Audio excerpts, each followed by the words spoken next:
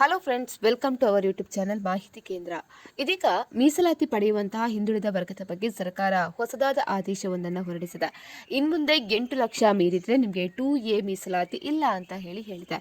So Karnataka high court ಇದೀಗ ಮಹತ್ವದ ಆದೇಶವೊಂದನ್ನು ನೀಡಿದ್ದು, ಯಾರು ಇದಕ್ಕೆ ಅರ್ಹರಾಗ್ತಾರೆ ಅಂತ ತಿಳಿಯಲು ವಿಡಿಯೋವನ್ನು ಕಂಪ್ಲೀಟ್ ಆಗಿ ನೋಡಿ.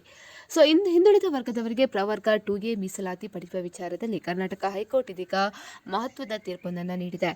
ಸೊ ಅಭ್ಯರ್ಥಿಯ ಪೋಷಕರ ವಾರ್ಷಿಕ ಆದಾಯ 8 ಲಕ್ಷಗಳ ಗಡಿಯನ್ನ ದಾಟಿದ್ರೆ ಅಂತಹ ಅಭ್ಯರ್ಥಿಗಳು ಮೀಸಲಾತಿ ಪಡೆಯಲು ಅನರ್ಹರಾಗ್ತಾರೆ ಅಂತ ಹೇಳಿ ನ್ಯಾಯಾಲಯ ಸ್ಪಷ್ಟಪಡಿಸಿದೆ. ಆದಾಯ ಮಿತಿ ವಾರ್ಷಿಕ 8 ಲಕ್ಷಕ್ಕಿಂತ ಹೆಚ್ಚಿದ್ರೆ ಪೋಷಕರ ಸಂಬಳವೂ ಸೇರಿದಂತೆ ಎಲ್ಲಾ ಮೂಲಗಳ ಆದಾಯವನ್ನ ಒಟ್ಟಾಗಿ ಪರಿಗಣಿಸಬೇಕು.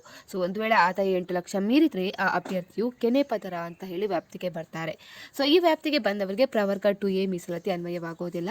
ಸೊ ಅಭ್ಯರ್ಥಿಯ ಪೋಷಕರ ಆದಾಯ ಪ್ರವರ್ಗ 2Aಗೆ ನಿಗದಿಪಡಿಸಿರುವ ವಾರ್ಷಿಕ ಆದಾಯ ಮಿತಿಯಾದ 8 ಲಕ್ಷ ಮೀರ್ತಾ ಇರುವ ಕಾರಣ ಅವರು ಹಿಂದುಳಿದ ವರ್ಗದ ಅಡಿ ಮೀಸಲಾತಿ ಪಡೆಯಲು ಅರ್ಹರಲ್ಲ ಅಂತ ಹೇಳಿ ಆದೇಶ ನೀಡಿದೆ. ಸೊ ಇದರಿಂದಾಗಿ ಹಿಂದುಳಿದ ವರ್ಗಗಳ ಮೀಸಲಾತಿ ಸೌಲಭ್ಯವು ಆರ್ಥಿಕವಾಗಿ ದುರ್ಬಲ ಆಗಿರುವಂತಹ ಕೈಗೆ ತಲುಪುವುದನ್ನು ಖಚಿತಪಡಿಸಲಾಗಿದೆ. ಸ್ನೇಹಿತರೆ, ಈ ಬಗ್ಗೆ ನಿಮ್ಮ ಅನಿಸಿಕೆಯನ್ನ ಕಮೆಂಟ್ ಮಾಡಿ ತಿಳಿಸಿ. ಅದೇ ರೀತಿ ಮತ್ತಷ್ಟು ಅಪ್ಡೇಟ್ಗಾಗಿ ನಮ್ಮ ಚಾನೆಲ್ ಅನ್ನು ಸಬ್ಸ್ಕ್ರೈಬ್ ಮಾಡ್ಕೊಳ್ಳಿ.